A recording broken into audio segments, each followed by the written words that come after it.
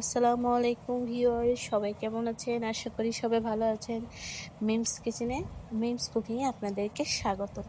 আজকে দেখাবো রুই মাছ দিয়ে আলু দিয়ে জিরা দিয়ে ভুনা বা ঝোল ঝোল, সাথে টমেটোও দিয়েছি। দেখেন, ফার্স্টে আমি রুই মাছের পিসগুলো একটু বড় বড়ই নিয়েছি। এটা ভালো মতো ধুয়ে আমি এখানে লবণ, হলুদ, স্বাদ মতো অল্প একটু লবণ, এই হাফ চামচের মতো হলুদ, হাফ চামচের মতো আমি এখানে এই মরিচের গুঁড়ো এবং হাফ চামচের মতো জিরার গুঁড়োটা দিয়েছি যেন রুই মাছের স্মেলটা না আসে।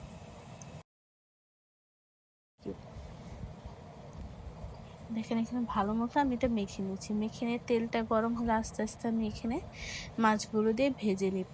আমি তরকারিটা কিন্তু ভাজা মাছ দিয়ে রান্না করবো। এখানে যে তেলটা ছিল, তেলটা আমি এখানে দিয়ে এখানে 1.5 কাপের মতো আমি পেঁয়াজ দিয়ে দিব।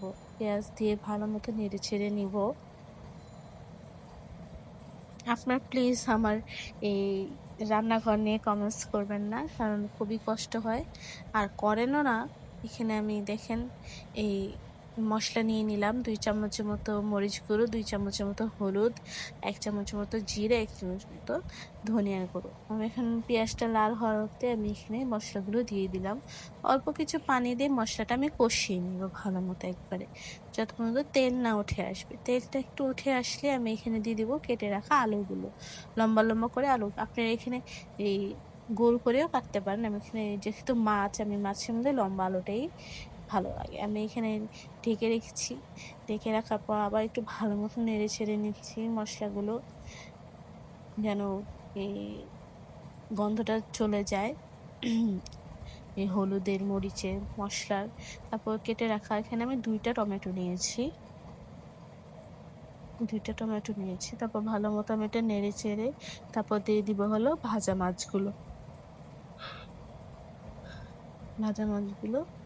দেখেন, আমি এখানে দিয়ে দিব হলো পরিমাণ মতো ঝোল। আপনারা যদি একটু শুকনা শুকনা খান তাহলে ঝোলটা দিয়ে না, আমি যেহেতু একটু এই ঝোল ঝোল করে রানবো তার জন্য আমি ঝোলটা দিয়ে দিই। ঝোলটা দিয়ে আমি কিছুক্ষণ এটাকে ঢেকে রেখেছিলাম। ঢেকে রাখার পর দেখেন কত সুন্দর একটা কালার আসছে, খুবই কিন্তু সুন্দর। আপনারা অবশ্যই এটা বাসায় ট্রাই করবেন। ট্রাই করে আমাকে কমেন্টস করে জানাবেন। যখন এরকম এই বলক এসে পড়বে মাছের, আমি উপরে প্রায় 1 চামচের মতো জিরার গুঁড়া আমি উপর দিয়ে ছিটিয়ে দিচ্ছি, যেন খুবই সুন্দর একটা ফ্লেভার আর গ্রান হয়। ঢেকে রেখেছিলাম। দেখেন, খোলার পর কিছুক্ষণ ঠান্ডা হওয়ার পর দেখেন কত সুন্দর কালার, রং এসেছে। অবশ্যই বাসায় ট্রাই করবেন এবং সাবস্ক্রাইব, লাইকস, কমেন্ট করতে ভুলবেন না। আসসালামু আলাইকুম।